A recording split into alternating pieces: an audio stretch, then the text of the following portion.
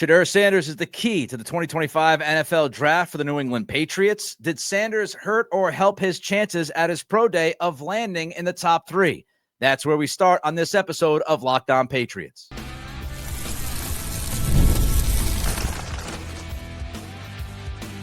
You are Locked On Patriots, your daily New England Patriots podcast.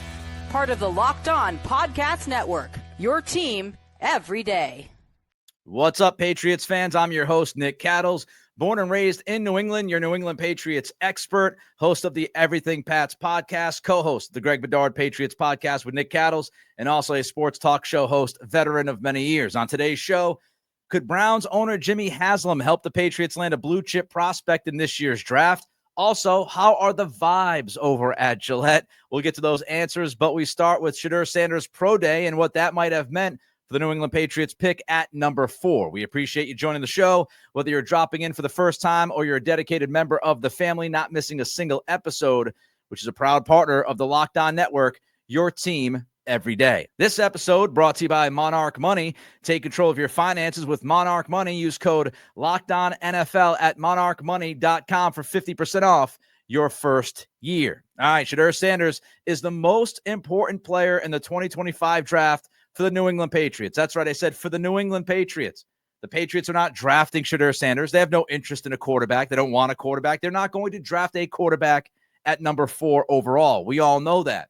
But Shedeur Sanders being drafted in the top 3, if that were to happen, absolutely critical to the Patriots' operation on draft night during round 1. Because if Sanders can go in the top 3, that leaves the Patriots with a choice of either Travis Hunter or Abdul Carter, whoever falls to them. We all know that Cam Ward is going to go number 1 to the Tennessee Titans. We understand that. We get that.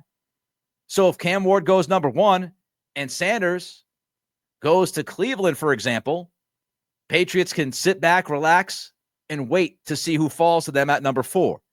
There are really only 2 blue chip players in this draft. You might be able to say 3 with Ashton Genty, but many people feel very confident that Abdul Carter and Travis Hunter are the 2 best players in this draft. They are the 2 blue chip prospects.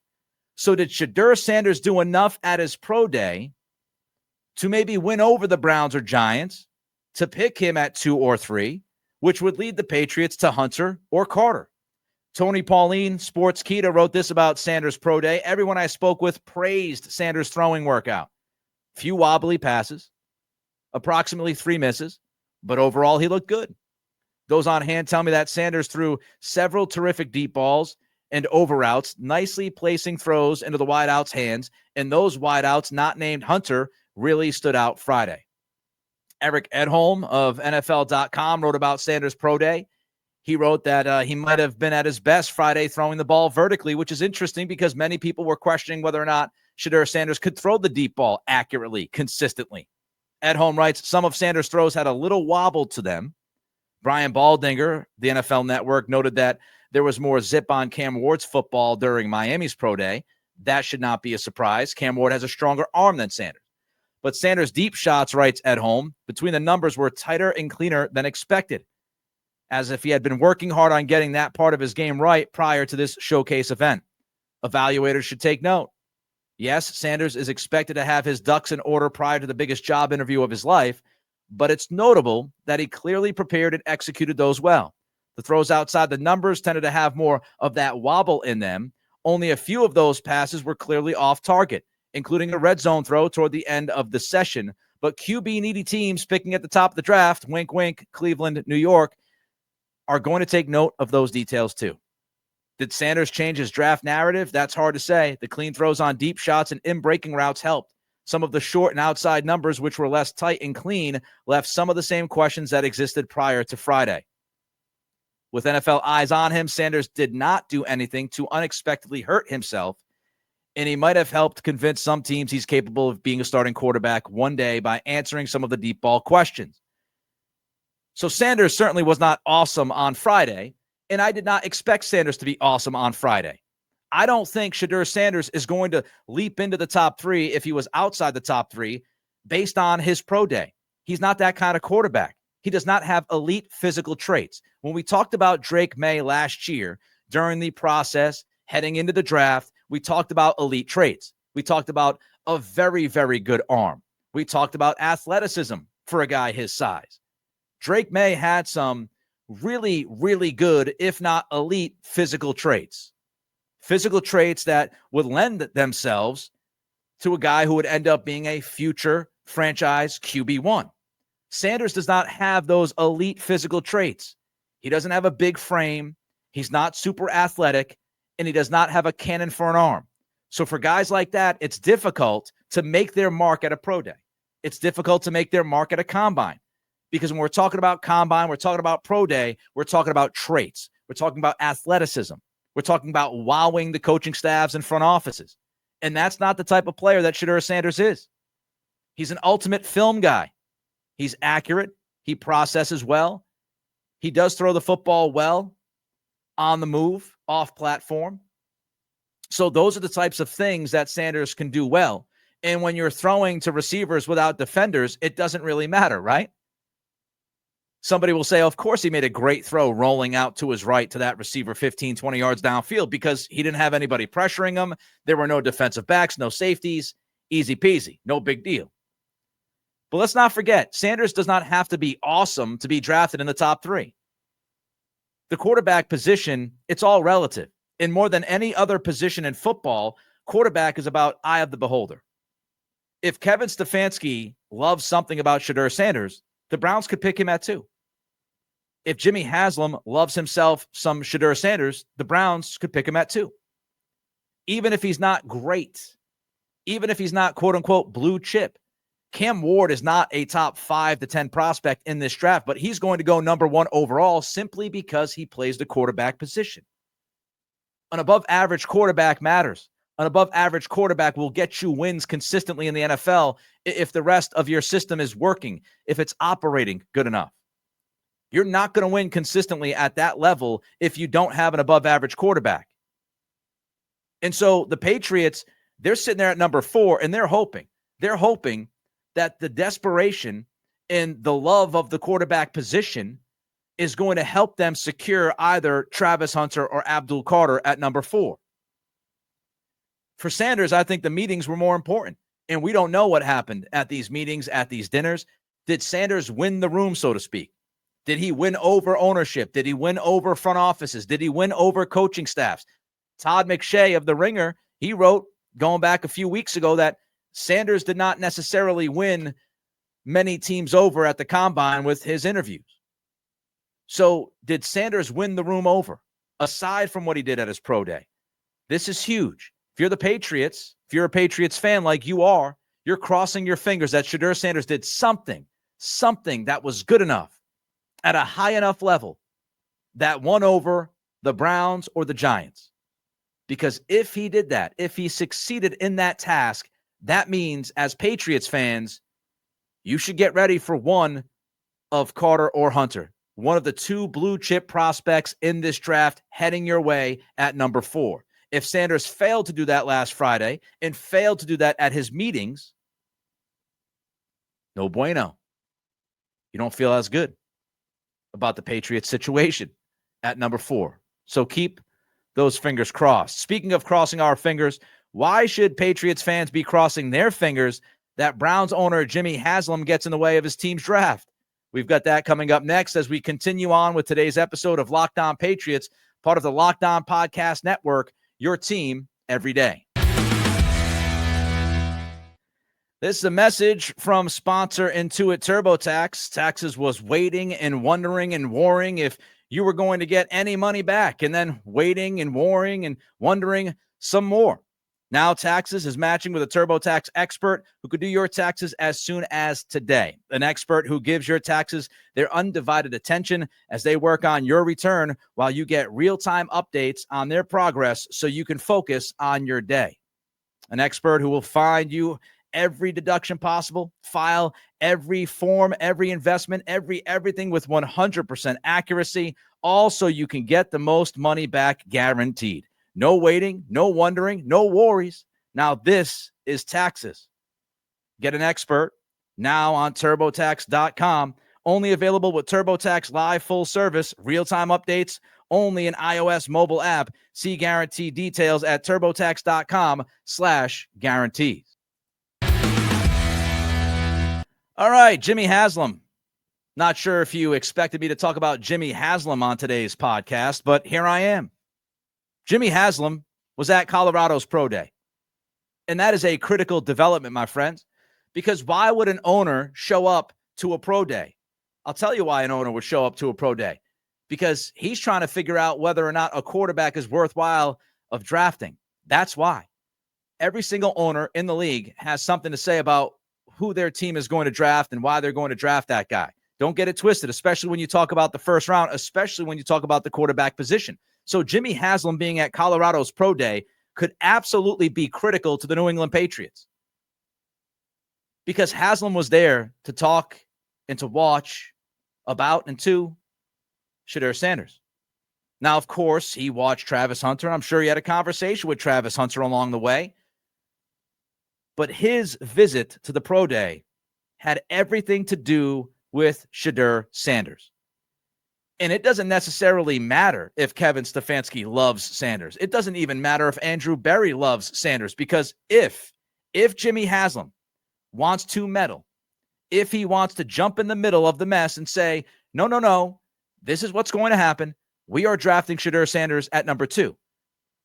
The team is going to draft Shedeur Sanders at number 2 because it is the coach's job. It is the GM's job to keep the owner happy. If you don't keep the owner happy, then you're going to be gone sooner rather than later. And Cleveland is desperate here. Kevin Stefanski is fighting for his job. Andrew Berry is fighting for his job. They know that. And they're not going to win football games consistently unless they figure out the quarterback position. Deshaun Watson was a swing and a miss. Big time swing and a miss. Browns know that. Jimmy Haslam certainly knows that. He talked about it over the last week or two, saying he's accountable for the miss. He's accountable for, that contract and the trade for Deshaun Watson. And so now here's the question. If you're a Patriots fan, here's the question that I pose to you about Cleveland's situation. Do you think if the Patriots were in this same situation as the Cleveland Browns are, would you want to tie your hopes to the 2025 season with Kirk Cousins? Would you want Kirk Cousins to be your answer? Now, the Cleveland Browns might be interested in Kirk Cousins. They might want to trade for Kirk Cousins. And eventually they might trade for Kirk Cousins. But is Cousins good enough? Is he healthy enough? Did you see anything from Kirk Cousins last year with Atlanta as he fell on his face and was benched? If you are Kevin Stefanski, if you are Andrew Berry, if you're even Jimmy Haslam, do you want to put Kirk Cousins in the position to save your 2025? To maybe get you to the playoffs? I wouldn't. I would not tie my hopes to Kirk Cousins. So what's Cleveland thinking?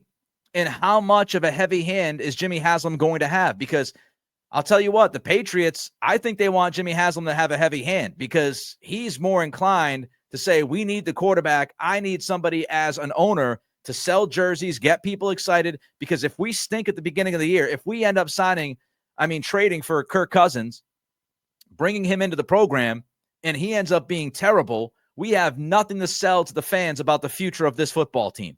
If you draft Shedeur Sanders at number 2 and Cousins is not good, at least you have the hope to sell fans that Shedeur Sanders is the answer to all of the problems and questions that you may have. And Sanders is a perfect fit for Cleveland. Matt Bowen wrote about it at ESPN. Here's what he wrote in part. Sanders is accurate, plays with poise, shows toughness in the pocket. I see him as a smart fit for Kevin Stefanski's offensive structure. The Browns could mirror their run and pass games to set Sanders up with play action opportunities, which in turn create timing throws. That's a foundational part of the Browns offense. He could produce in a Brown system that would maximize his traits. Kevin Stefanski doesn't need somebody who has elite physical traits to be good at the quarterback position for him. He has proven that in the past. He needs somebody who's accurate. He needs somebody who processes well. And you feel like Shedeur Sanders could be that guy. But do the Cleveland Browns believe in Sanders enough to take him at 2? If they do, jackpot for the Patriots. If they don't, big question mark for the Patriots at number 4.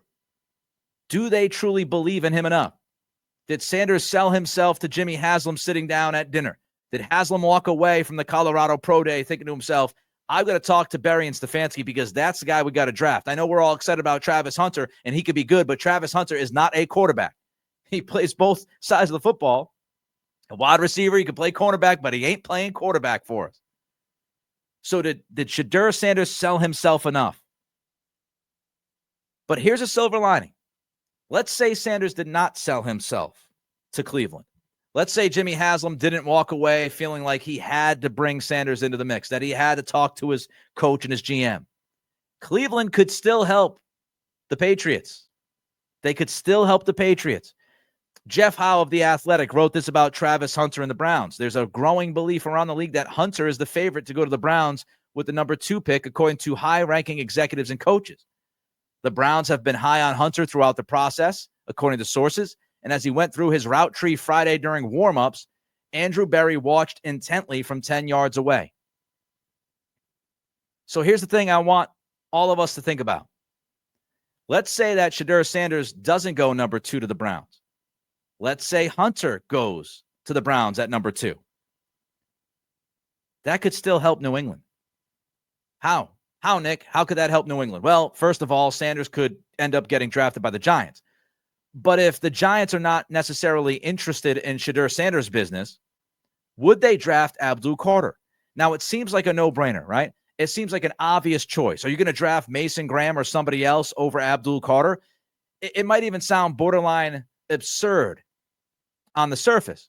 But when you think about it, and when you think about the Giants' situation, the Giants have put a ton of money and draft capital into the pass rush position. They've got Burns, they've got Thibodeau, they've got 2 guys that they have spent picks on and spent money on for their pass rush. Do you invest even more money? Do you invest a top 3 pick in that same position if you believe you already have 2 established pass rushers that could be 2 of the best pass rushers in football? Are you going to draft Abdul Carter? Or do you pick somebody else? Or do you put that number 3 pick up for sale for a team to move up and then the Patriots could get involved? I don't think it's a fait accompli. I don't think it's a fait accompli that the Giants would draft Abdul Carter if Hunter went number 2 to the Cleveland Browns. The Giants would have to think long and hard about that.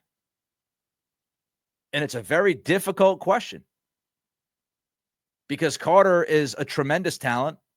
He's one of 2 or 3 blue chip guys in this draft, and he's sitting there for you at 3. But you know that you already drafted a pass rusher in the top 5 or 6 a few years ago, and you just made a big deal for Burns and gave him a contract. Do you think John Mara, the owner of the Giants, would be thrilled with drafting Abdul Carter and paying him a ton of money when he gave the okay to pay a ton of money to Burns? And when the front office already sold him on the pass rushing specialist prospect from a few years ago? Do you think John Mara, the owner of the Giants, is going to be in love with that idea? I'm not so sure. I am not so sure. All right, the April vibes are reportedly outstanding at Gillette Stadium. We'll tell you why we think that is coming up next as we continue on with today's episode of Locked On Patriots, part of the Locked On Podcast Network, your team every day. Ever check your bank account and wonder, where did all the money go? Between dining out, online shopping, and entertainment, it's easy to lose track. That's where Monarch Money comes in, your personal CFO, giving you full visibility and control over your finances. Monarch Money isn't just a budgeting app.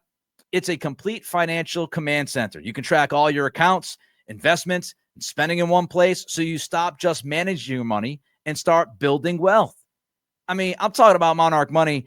You can start using it and realize just how much you were spending on food delivery. Budget smarter, save more. It's all in one convenience. Instead of juggling multiple apps, use Monarch to check your finances, track spending, and even plan long-term goals. Take control of your finances with Monarch Money. Use code LOCKEDONNFL. That's LOCKEDONNFL at monarchmoney.com for 50% off your first year. That's monarchmoney.com. Code LOCKEDONNFL for half off your first year.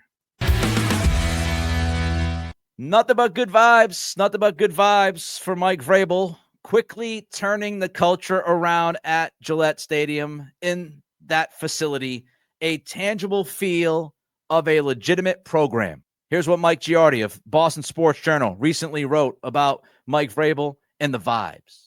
The vibes. If you're a fan of vibes, they've been great at Patriot Place since Vrabel walked in the door. A year ago, there was a lot of uncertainty about going from Belichick to Mayo. There is none of that now. It's Vrabel's house now, and there is an urgency, even in the spring, that wasn't felt a year ago. The Pats still need more players, but the floor no longer starts in the basement. I don't want to sit here and disparage Gerard Mayo and throw dirt on the head coach career of Gerard Mayo. We haven't even heard from Mayo since he was relieved of his duties. I want to focus on Mike Vrabel, and I want to focus on why the vibes are good. Vibes tend to be good when you're confident. Vibes tend to be good when you're optimistic. Vibes tend to be very good when you believe.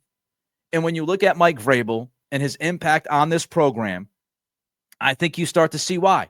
We start with the experience. You can believe, I can believe, we all can believe that Mike Vrabel has the experience because we've seen it. He understands what kind of day-to-day plan he's got to put together as a head coach. He understands the intricate details that have to be paid attention to make sure that you're going to get the most out of your guys every single day, whether it's OTAs, mandatory minicamp, joint practices. He understands the day-to-day plan, how to put it together and get the most out of his guys. He also understands how to handle a staff. These are things that Gerard Mayo just didn't know.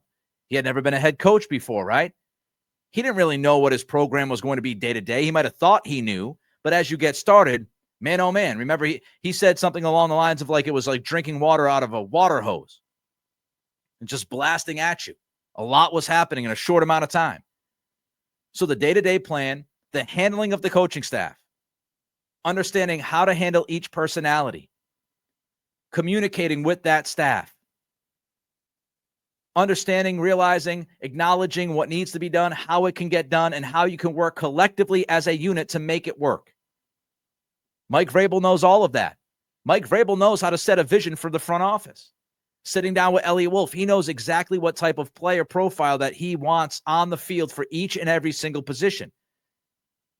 He sets the standard because he's coached players, all different sizes and weights and lengths and all of that. He understands precisely what he wants at each and every position on the field. And that helps setting a vision for the front office. That's something that Gerard Mayo might not necessarily know, not at every single position.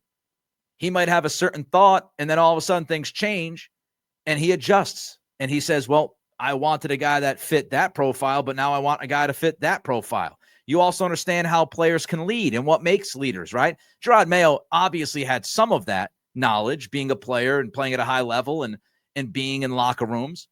But Vrabel, as a head coach, understood what kind of guys he wants to be in the leadership positions. And that's why you see this turnover of the captains. And you've seen a bunch of guys, right? David Andrews gone, Jawan Bentley gone, Devon Gottschall gone. And I think there's going to be more. Credibility matters. Gerard Mayo had credibility as a player. Mike Vrabel has credibility as a player. But Mayo did not have credibility as a head coach because he had never done the job before. Different with Vrabel. Vrabel's coached. He coached in college. He coached for the Houston Texans. He was a defensive coordinator for the Texans. Then went to Tennessee, was the head coach. He has been a coach. He's been a head coach. And there's credibility with that because everybody saw what he did in Tennessee with Ryan Tannehill. Everybody saw him make the improvements that he made and get as much out of that roster as you could get out of that roster. People saw him develop players and players improve on his time. And now when you sign or you get drafted by a Mike Vrabel football team, you feel pretty optimistic that you're going to be heading in the right way, that this guy knows what he's doing. He knows how to develop players. He knows how to get the most out of each and every position on that field. And do not take for granted the ability to communicate to a room. Mike Vrabel has the ability to communicate to a room, getting his message across to the players clearly, efficiently. And that matters.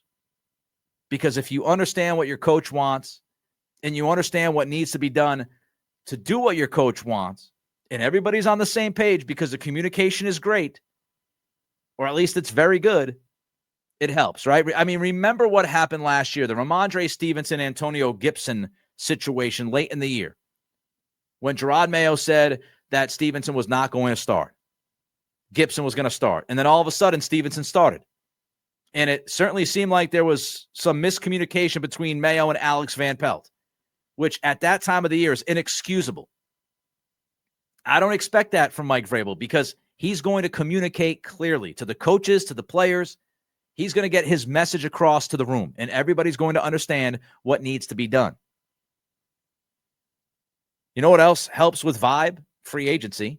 When you sign 6 or 7 guys that are going to start, and we could say it's on paper, but I mean, you look at Morgan Moses, you look at Spillane, you look at Milton Williams, you look at all the guys, Carlton Davis, right? You look at all these guys that they brought in. They signed 6 or 7 starters, immediate upgrades to their roster. That brings good vibes, brings a little bit of swag, right? Brings swag back a little bit to the Patriots. Adding talent helps. They draft guys that are going to be upgrades on this roster. Adding that talent helps. You know what else helps? It gives you a good feel and makes the vibes good in the room before you actually play football. A coaching staff that, to me, is not only impressive, it's frankly overqualified. Former offensive coordinators as wide receiver coaches, former head coaches as O-line coaches, former head coaches as your offensive coordinator. A number of guys on the offensive side especially that would be seen as overqualified. Thomas Brown being your tight ends coach and passing game coordinator. And it's just this overall optimism that you can compete. I'm not saying contend, but that you could at least be a part of a conversation as we get closer to Turkey Day, gobble, gobble. When the snow is falling, is this team competing? And I think the vibe in the building is good because these guys believe that. A lot of the guys in that facility right now, from the coaching staff on to the players, they believe that they can compete. They believe they're heading in the right direction, and they believe that the guy leading this program is the right guy. All right, that wraps up this edition of Locked On Patriots. Tomorrow on the show, I'll take a look at Abdul Carter, whether or not there are some red flags surrounding the Penn State pass rusher. Let me know your thoughts on today's topics. Reach out to me on Twitter at NickCRadio.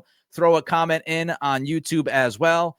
Thank you for making Locked On your show, your first listen today. Your second listen, check out the Locked On NFL Draft with Damian Parson and Keith Sanchez. Now that the season is over, get the latest draft rankings, rumors, and news every single day.